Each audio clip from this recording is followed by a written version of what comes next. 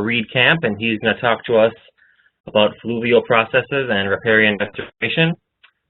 Reid is a fluvial geomorphologist with experience in geomorphic assessments, aquatic habitat surveys, restoration effectiveness monitoring, and restoration planning, design, and implementation. Reid is also an expert in low-tech process-based restoration planning, design, and implementation, including beaver dam analogs and post-assisted log structures. His work focuses on holistic approaches to assessing complex ecosystem questions by studying the interaction of fluvial and biological processes along multiple spatial and temporal scales. Reid has extensive experience using GIS for geomorphic, hydraulic, and riparian analysis and cartography.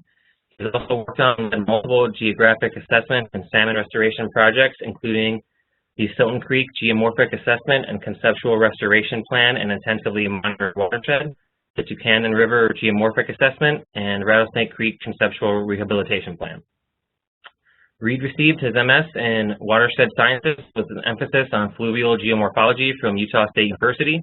His thesis evaluated the geomorphic and hydraulic effectiveness of high-density, large woody debris additions in the Silton Creek using a combination of rapid assessments and high-resolution topography.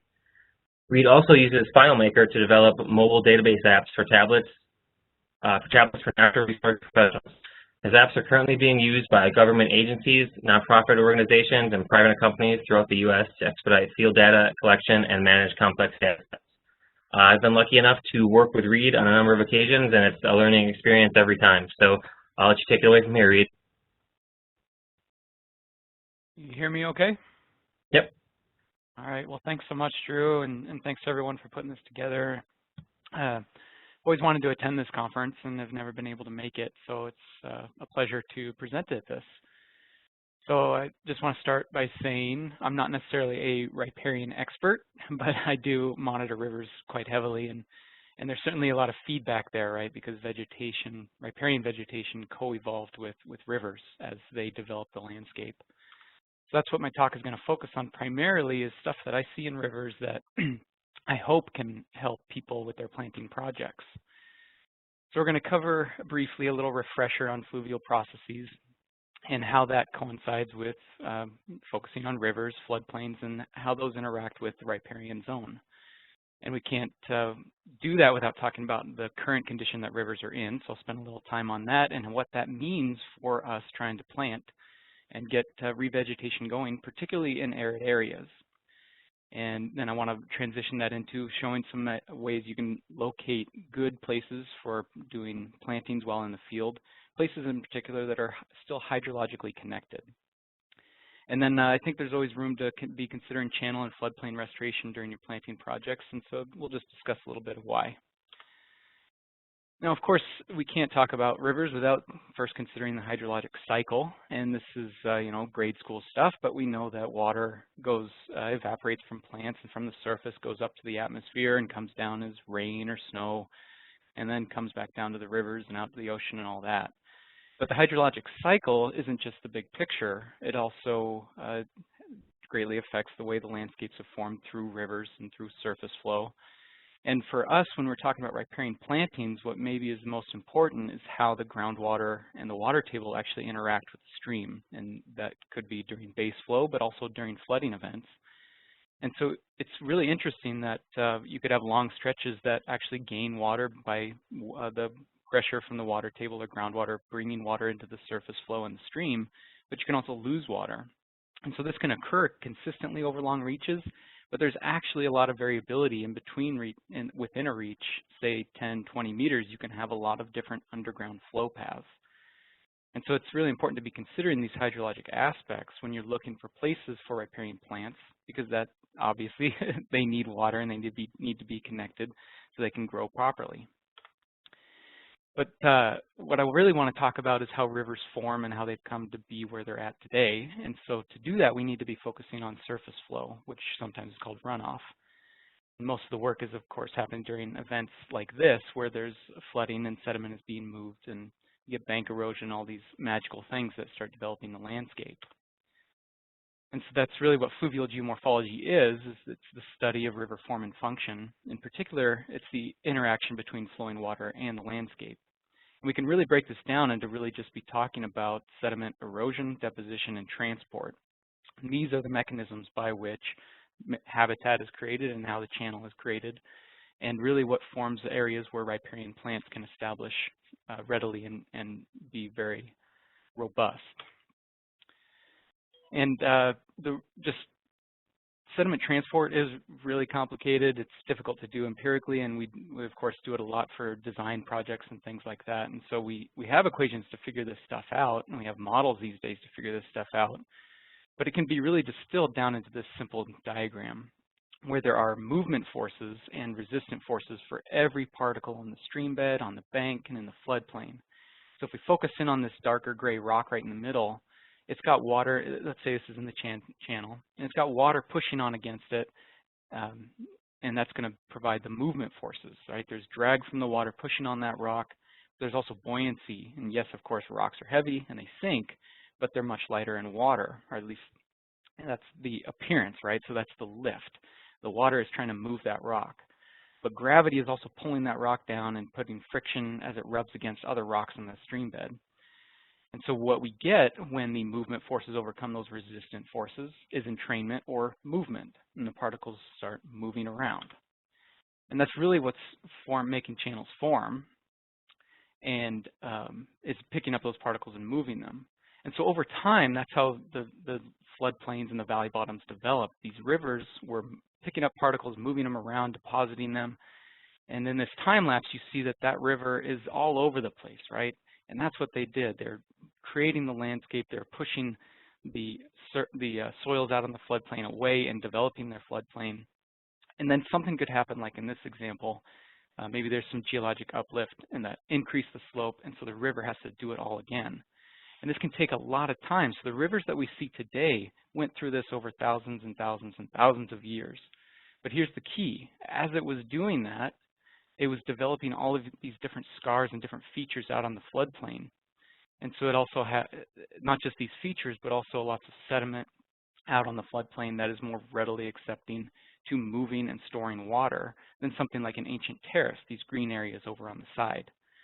And so those are the areas that we want to be thinking about. And yes, rivers have been damaged and disturbed in quite a lot of ways, or even developed or having agriculture on top of them. So it can be difficult to see these features, but they do still exist. And so we can find ways to key in on those and hopefully improve our riparian planting success. And so that's really what's happened, right? These riparian vegetation across the valley bottom, across the floodplain over thousands of years co-evolved with the way the rivers develop the land and the way the water moves. And it's really that river dynamism that is driving succession. There's several things, of course, that drive succession, but pioneer species love to occupy those recently disturbed areas. And I'm not going to get into how weeds are also pioneering species and occupying those areas as well, but we can also take advantage of this for native riparian species that are interacting with those flows and dropping their seeds and growing vegetatively, etc. All these scars as well that have been left on the landscape provide great flow paths for underground flow to get to and settle.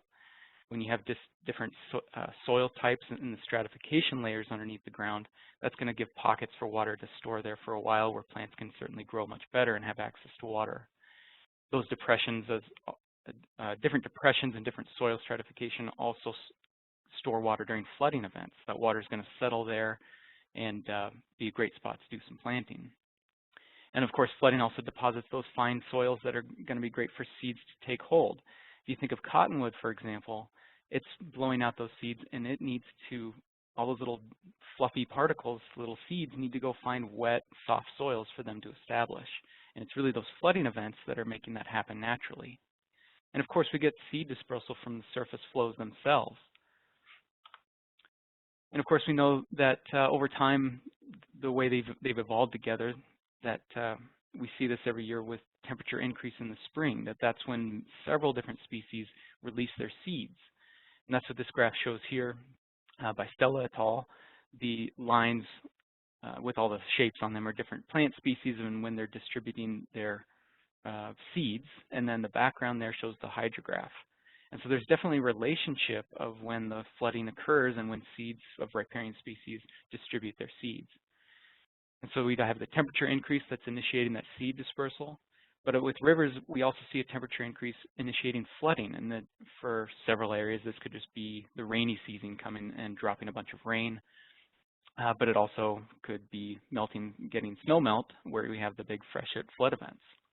And during those flood events, that's again when that channel adjustment occurs. That's when you get avulsions. That's when you get new side channel development. That's when you get bank erosion, all the good things that develop a natural functioning river.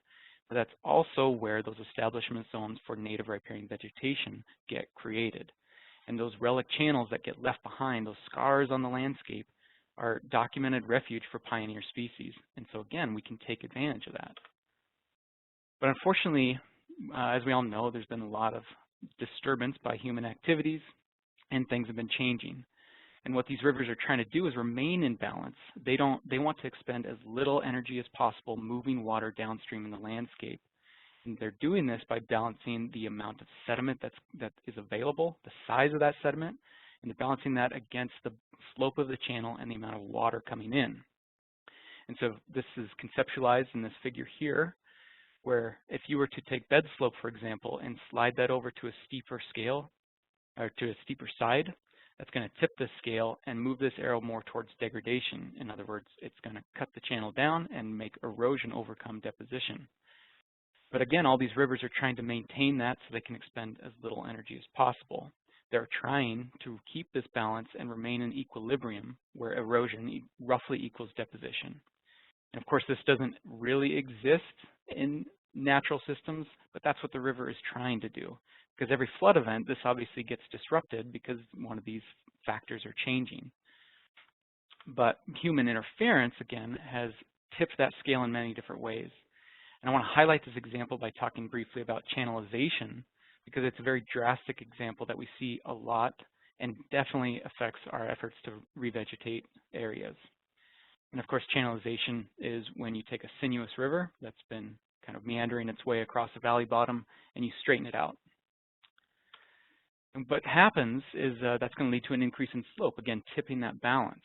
And it's pretty easily conceptualized here. If you, we can calculate slope as simply as rise over run.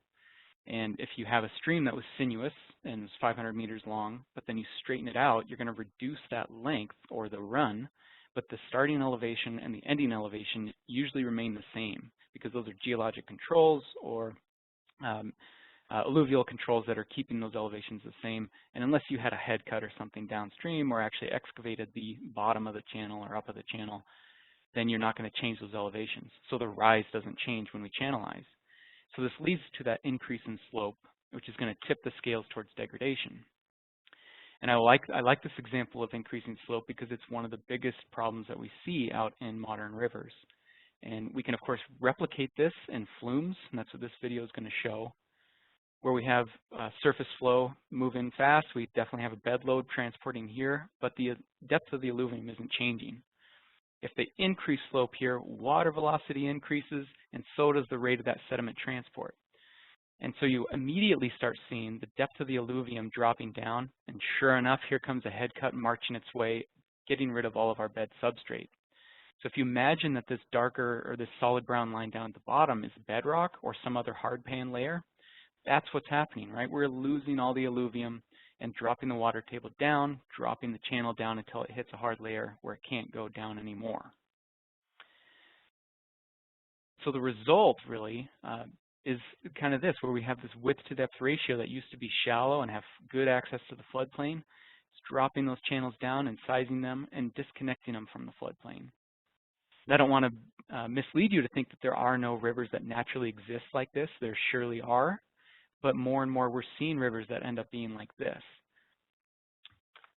And if they're not connected, and again, only changing one of those elements, whether it be slope or the width to depth ratio, whatever it is that's driving incision, if the water isn't changing, then the water table drops while the banks remain higher, right? And so if we are planting in areas like this, where we're still considering Bankfull as sort of, or the top of bank as Bankfull, and thinking that that's where we can put that riparian vegetation, it's no wonder we're having such trouble getting plantings to survive. They don't have access to the regular water. And even in flood events, maybe they get a little drink now and then when the water starts rising up higher to their root level. But during the majority of the year and during the late growing season, they're just not getting water. So we have to really step back and look at not just the area where you're planting, but look at the entire watershed, look at the valley bottom that you're working in. And you could consider that maybe historically, excluding large fans and large terraces, that the entire valley would have been open to flooding events on a more regular basis. But as rivers have dropped down and as we've been extracting water and as climate change is reducing base flows, that we see that the floodplains are getting narrower and narrower, and that we're losing the extent of the potential riparian available. And so this red line here, that's the entire valley, which is just between the hill slopes. But then we want to really focus in on what the valley bottom is, which is going to be what is included in the channel and the floodplain.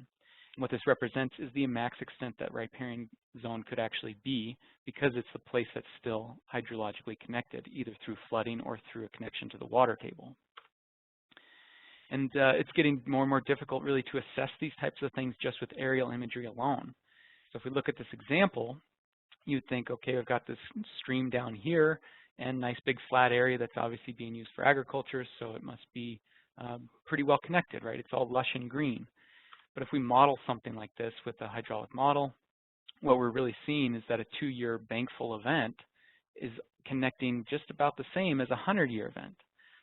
And I'm a little guilty in choosing this example because I know that this channel down here is, up here at least, is around 60 feet in size. But that also makes it a good example because this is the state of a lot of big rivers where we're trying to reestablish vegetation. And of course, we're just not going to get it if the flows can't access and bringing water out to those riparian vegetation plantings. But then, of course, we're no fools, right? We're working out here in these semi-arid and arid areas in eastern Washington. And so a lot of you are probably thinking, well, what does this mean for us when we're getting less than 12 inches of precipitation a year? And then other of you are probably thinking, wow, you're lucky to get 12 inches of precipitation. But that doesn't mean those features on the landscape I was talking about don't exist, because they certainly do. We see desert systems that still have riparian vegetation. It does exist. And maybe places like this where we get subsurface flow for much of the year. What are we supposed to do here? Well, again, those features still exist. And so we can find these nowadays in the field, which I'll show in a sec, but we can also use stuff like LiDAR. I want to give a little plug for detrending LiDAR during this, because you can certainly see features pretty well in just regular LiDAR.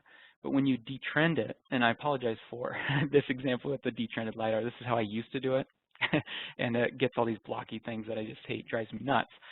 But I love this example because it is subsurface flow. And when you detrend it, you start seeing all these high and low areas, right? The high areas are in the orange and in the red, and the low areas are here in the blue and the white. And so if you know where your main channel is, you're obviously not going to be planting right there because you'll lose everything. But that doesn't mean there aren't depressions out in outside of the main channel that could either be connected or more readily connected to the water table, or they just are more likely to be flooded during a 2-year Bankfull event so that they can get nice hydrated soils more regularly. And what this looks like on the field, so here's the same river. There's a dry channel here. Again, you're not going to plant there. But here's one of those swales, one of those depressions that was out there in the landscape. And you see a little bit of greenery here even in the dead of summer because it has a little more, well, it has soils for one thing, because some floods have come through and deposited some soils so it can actually retain a little bit of hydration. But also, this is where you're going to get some inundation during regular events because it's not too disconnected from the main channel. So those are areas that you could key in on to put some riparian species, even in places that go dry. Here's another example, again, showing regular LiDAR versus detrended. And I like this one because, particularly looking at this area in red, if you're looking at just the regular LiDAR, you see all these low spots that look roughly about the same low, elevation as the main channel. So you're thinking, oh, wow, this is extremely connected. But when you detrend, you're removing that downward trending slope and flattening out the elevations so that they're all on a level plane. So that shows this as a greater discrepancy. It turns green rather than this white and blue. And so maybe that's not an area you want to key in on. I'll show you that actually is. But anyway, that's why detrended LiDAR can be very helpful. And so when you're looking at LiDAR like this, you're looking for all those depressions, all those low-lying areas that have a greater potential to be hydrologically connected. And of course, these features, for example, here, this creek, this has been channelized. It has a little sinuosity, but it was channelized and straightened out. But when we look at the LiDAR, we see that the old channel pattern was up here.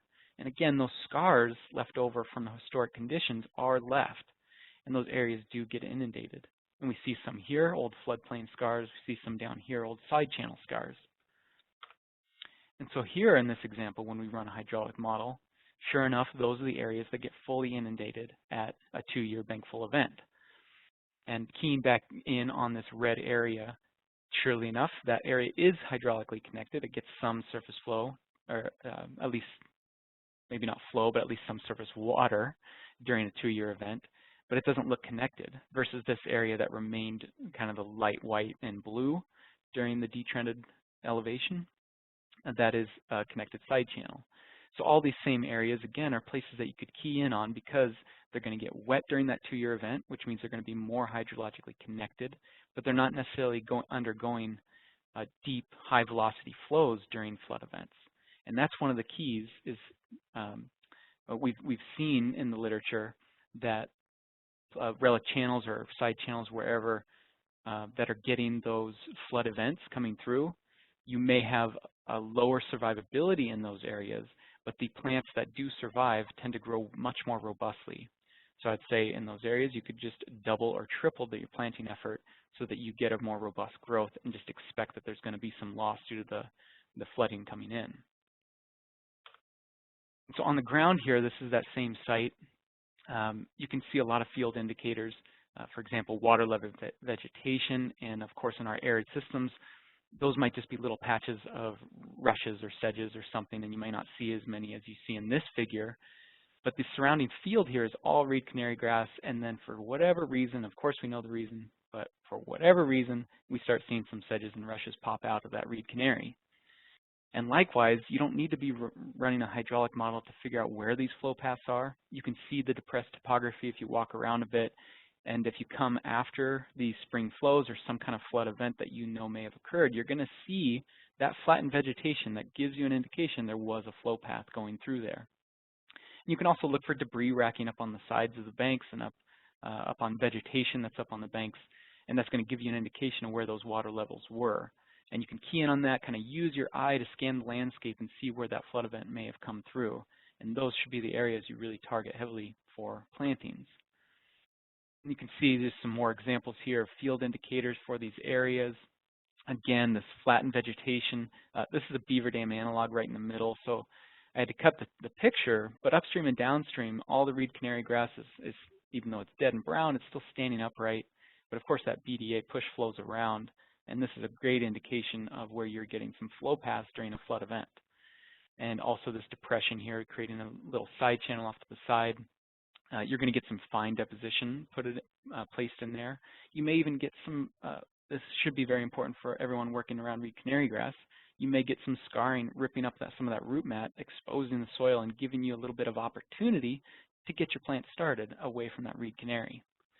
And of course, fine sediment deposition, man, this is key, right? We want to be planting in areas like this. We also want to create more of these types of areas so that we can get natural seeds to drop here and start growing on their own. Because one of the goals in all of this riparian restoration, again, should be working with the rivers so that it's not reliant on us watering the plants, putting stakes out every year. We want to create a seed source so that the river can eventually maintain its own riparian veg. And that's when we're not going to get that unless we can get these processes like fine sediment deposition out onto the floodplain. Some other field indicators that I think are a little overlooked. I know that people definitely, I'm not going to say this is overlooked, people definitely look at soils for sure. And you can use a soil probe to go out there and poke around and try and get an idea of what your stratification layers are. But you don't necessarily have to do that. I really like to look at banks and see what the stratification is and see where am I going to get some potential areas where water can flow through. And if you have some gravel or some sand that isn't highly cemented or compacted in between some silt, then that could be a great place where sheet flow is flowing through those interstitial spaces, and that would be the elevation where you want to make sure that your stakes are getting put into. Likewise, if you had some kind of very thick clay layer that isn't going to allow a lot of water transport through it, then maybe you want to push past that or stay above it, whatever is going to help your plants survive. And you should be walking the entire site and looking for springs. And this example here, this gorgeous spring that's just gushing water, is actually in a desert area. And we are very lucky in a way to have all these basalt flows, because there are tons of springs popping out because of all those different layers of basalt formations. And so you look just near this area where the spring's coming out and it looks like desert, but of course we have a lot of water pumping out here even late into August. And so if a spring like this is dropping down into that floodplain, well, there's your area to key in on plant and distribute outward from that zone. Then also in these desert arid ecosystems, hill slopes are a great place to key in on. Even if you never ever in your lifetime see surface flow coming out of these ephemeral hill slopes, you still have water channeling itself down across the topography and kind of collecting in these areas. And I would not recommend necessarily planting on alluvial fans. There could be some spots there that are going to work, but those tend to be pretty porous and allow water to drain pretty quickly. But the toes of them, that's where that sheet flow or that flow is going to be dropping down into, hitting some other layer below the fan and coming into the floodplain, into the channel. So those could be great areas to key in on for plantings. And of course, I think we should always consider doing some channel and floodplain restoration along with our riparian planting efforts. And I understand this isn't always possible, this isn't always the case, but this should be something that we strive for. And I think there was some literature coming out like 20, 30 years ago that was sort of describing process-based restoration as targeting some of the large-scale things first, like riparian planting. But in a way, yeah, that's certainly something we have to do, but in a way that's kind of a misleading, because again, we're not going to get great riparian establishment. We're not going to fix the revegetation problem unless the rivers are properly functioning. Again, we're going to have to require maintenance or keep going out there to either water or spray weeds or whatever we need to do to keep those plants going, and we want them to be naturally sustaining. And so through this channel and floodplain restoration, we can rehabilitate these fluvial processes that create the features that riparian vegetation love. We can promote overbank flows to get more water out on the landscape longer, and a big part of this is slowing that water down and retaining sediments so that we can rebuild the stream bed, get the water level back up higher, and increase that width to depth ratio so that we have regular flood events like the 1.5 to 2 year event is going to get more water out on the floodplain. And by slowing water down and recreating dynamism and adding meanders back in, we're also increasing infiltration. That is, we're getting water from the stream back into the soils. We're putting that pressure in so that we can keep the soils in the floodplain, or at least adjacent to the river, wet for longer. And of course, by increasing complexity in the channel and increasing flood events, we can improve natural vegetation recruitment. And we also have the added benefit of we can increase bank resistance by having not just vegetation reestablish, but also by integrating things like wood structures to increase that bank resistance. And just doing all of this is going to increase vegetation growth, and that's what we're all after anyway, right? And so the big goal here should be returning to dynamism and wherever we can. And you can do this in subtle ways without having to necessarily completely restructure the channel. You don't have to go completely off the rails and try and do full-on process-based restoration and bring a river back to its natural state. Just by adding a little bit of complexity, sometimes you can have a great benefit for riparian plants. And just to take that message home, you don't have to also be using ELJs. You don't have to do anything too expensive. That's the beauty of this low-tech process-based restoration stuff, is that it's relatively cheap. It's hand labor. And so in this example, this is a post-assisted log structure where wooden fence posts are pounded into the stream bed to hold logs into place. And just after one high flow event, you see quite a bit of change with the channel widening. We get a little bit of it actually drop down the this was actually a natural levee over here, but it dropped down that natural levee to give a little more floodplain surface out there. We're getting bars developed in the channel, and over time, these features become great places for natural vegetation to recruit. They're also places that if you're going to be doing maintenance anyway for your vegetation, you might as well go out and replant again in these newly exposed areas. And again, beaver dam analogs, another low-tech approach that's becoming extremely popular, where you're trying to simulate natural beaver dams, and they're built in a very similar way to those post-assisted log structures, where you're pounding fence posts into the stream bed and then weaving material through or adding some sediment to block it up, essentially trying to make a beaver dam and mimic what they do. And in this case, rather than trying to add a lot of complexity like you would with a POWS, you're trying to create a pond or at least increase the amount of water being retained behind a structure. And so here, rather than having to wait for a high flow event, you can sometimes get drastic positive effects just after implementing the BDA, where we had the channel down here, and as soon as we put the BDA in, let the water fill up, we're getting all of a sudden quite a bit of inundation out into the floodplain area. And then I also want to encourage you to just be thinking outside of the box, you know, again, reading the landscape, but there are lots of other techniques out there, lots of other countries doing some amazing things.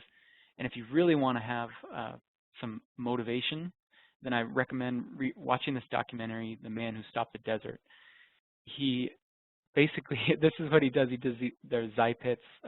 We do similar things here in the States, but he went out there, did this for about 30, 40 years, was digging all these little holes, and really did turn the desert into a jungle, and is now feeding large communities through these techniques and has been teaching these techniques.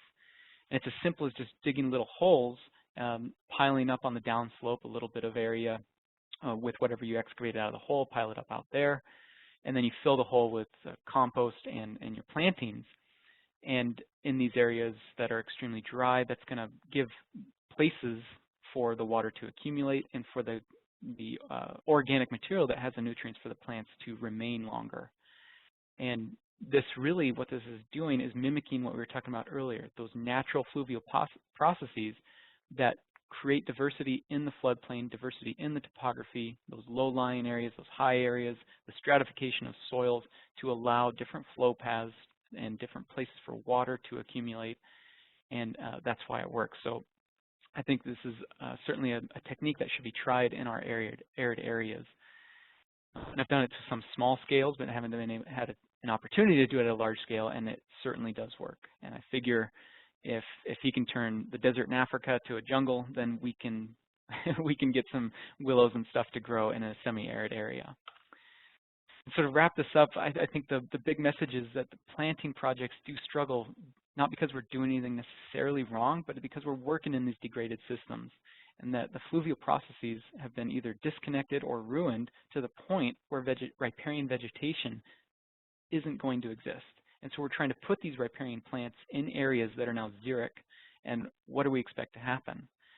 So we need to be considering riparian succession and how that actually, how these species evolved with the natural progression of rivers and floodplain development, and key in on those areas, those hydrologically connected areas, to improve our success.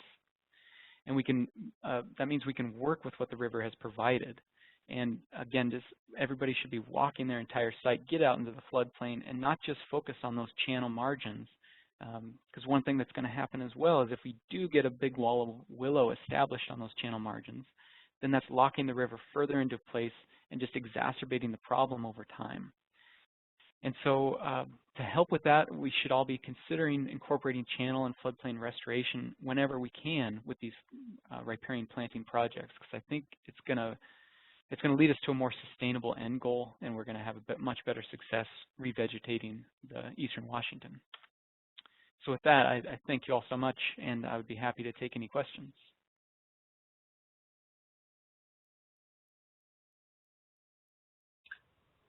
Great, thanks a lot, Reid. Appreciate that. I did see a question come in. Are PALs an appropriate tool to stop bank erosion on a mainstream river? February flow about 4,000 CFS. I'm concerned about higher flows getting behind PAL and actually accelerating bank erosion, which would be counterproductive. Yeah, that kind of stuff is is trouble. I'm not under any illusion that we're working a lot on private lands where bank protection is the key. And again, we should be trying to move towards having those conversations with landowners that if they have a more dynamic river, there are ways to improve things like crop production, or you know, if they're losing land on one side as a river meanders, they're gaining land on another side. And yes, that comes with a lot of complications. But we have done some work in larger rivers with things like PALs and bank protection, and unfortunately it's a mixed bag. That this is it's a low-tech approach. They're small structures, they're not engineered, and so we're not running models to try and figure out if they can withstand something like 4,000 CFS. That said, I think it could still be done on smaller scales, and it's worth trying if you have some pilot projects that you can take advantage of. But if you're talking about a river that's going to have 4,000 CFS, or one that we worked on in the North Fork Palouse that has gigantic ice flows, is probably not going to work, and you may be better off trying a different method. So I'm by no means saying that things like PALs or BDAs are appropriate in every setting, but the majority of rivers that we do work on tend to be small. And maybe one thing on a river that size you could consider is getting at least having the conversation of getting some side channel development or something like that, and use PALs in those areas to increase dynamism and get your planting going in those spots. Especially if you're working in areas that are going to have salmon, that during those types of flows, the fish aren't hanging out in that main stem river if they don't have to. They're going to go to places like that new side channel if you can do it. Thanks, Reid. Someone had a question about the pits and where you would recommend locating something like that if someone were to try that. I think first priority would be keying in on those old scars, things like meander scars, old oxbow lakes, old ponds, old backwaters, old side channels, because you're already going into it with a leg up because they're more likely to be hydrologically connected. But there should be nothing reserving you from going out into the floodplain or the old floodplain and just start digging holes, because the biggest benefit there is that you have a pit that's a little lower, that's going to collect rain a little and hold it a little bit longer than the place, you know, the area next to it. One key that we haven't really experimented with yet is how well it works on perfectly flat areas. There should be a little bit of a slope. That's another reason why it might be good to focus in on the old landscape features that I was mentioning, scars and things like that. But I would say even if you're using fabric squares, that it would be beneficial to dig out the little thing first, dig out the little hole, fill it with organic material, and then if you still need a weed fabric over it because of encroachment, then you still put that over it and give that a go, and just start monitoring and see if you get a benefit.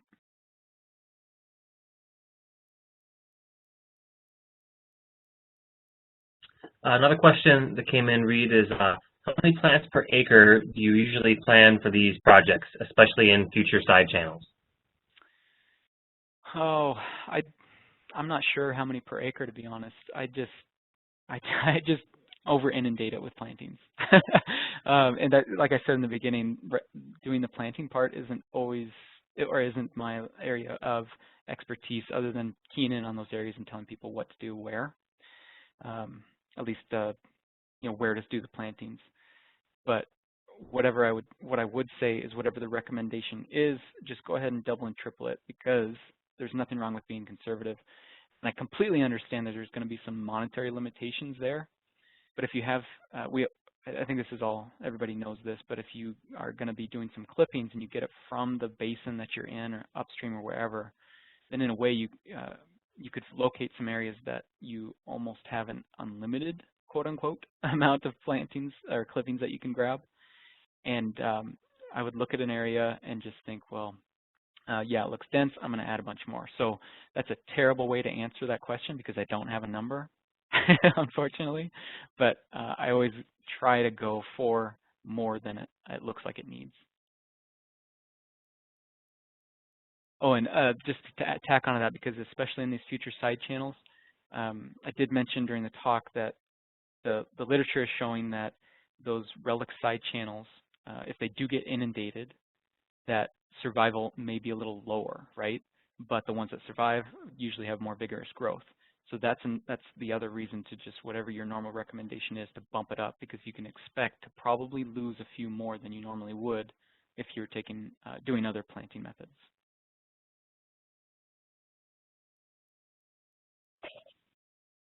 We have a couple more minutes. We can take a couple more questions if anyone has any.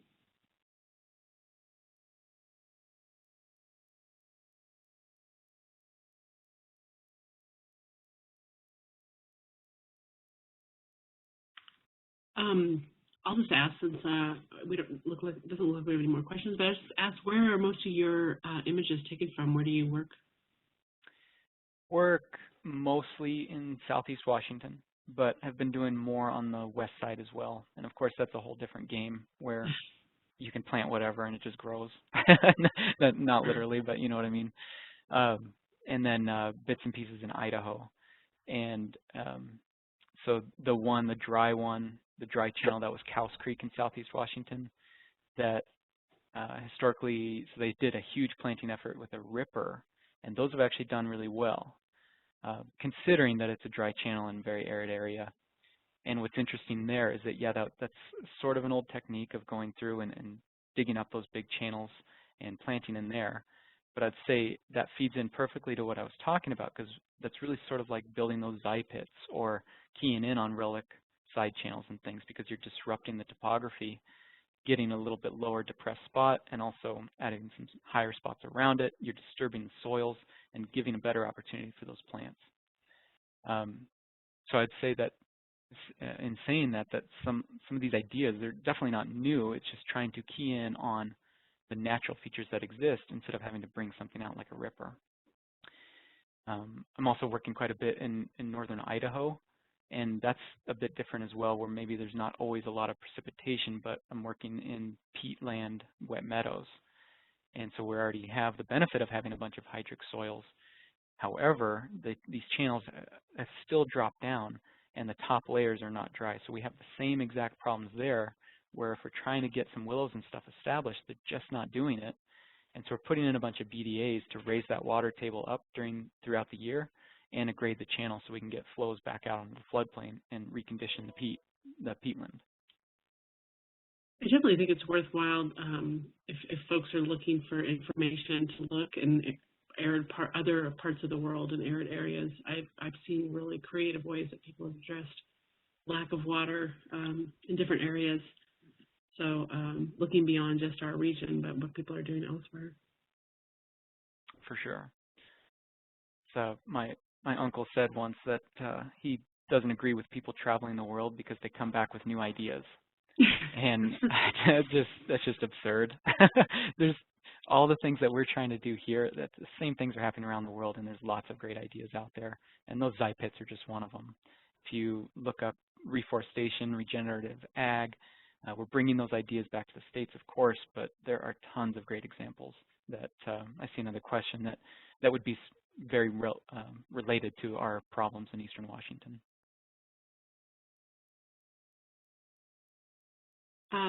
We should probably move on to the next speaker, but thank you, Reid. Thank you. Thanks, Reid.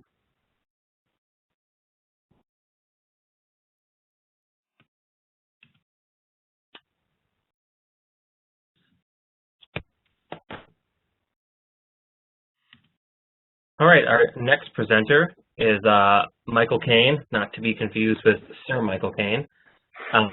He is going to talk about the Chumpstick Liberation Front, restoring passage and plants. Michael Kane is a restoration ecologist with a focus on full watershed restoration. His natural resource career started a long, long time ago on a prescribed burning crew with the U.S. Forest Service and included many seasons on managing trails and wilderness in Lake Chelan and Leavenworth districts. After completing a BS at Huxley College of Environmental Studies, Mike began working as a field forester and a wildlife and wetland biologist for private consulting firms. About 20 years back, he decided to shift into restoration and has been working on stream, wetland, and forest restoration ever since. In recent years, he has been coordinating large-scale forest health restoration projects along with restoring floodplains and fish access to streams in Chelan County. So I'll let you take it from here, Mike. Great, thanks. Thanks, Drew. Thanks again, Heather. Can you guys hear me okay? Yeah. Excellent. So, yeah, thanks for the introduction and the opportunity to speak at the symposium. This is, I'm going to talk a little bit about a project we started a number of years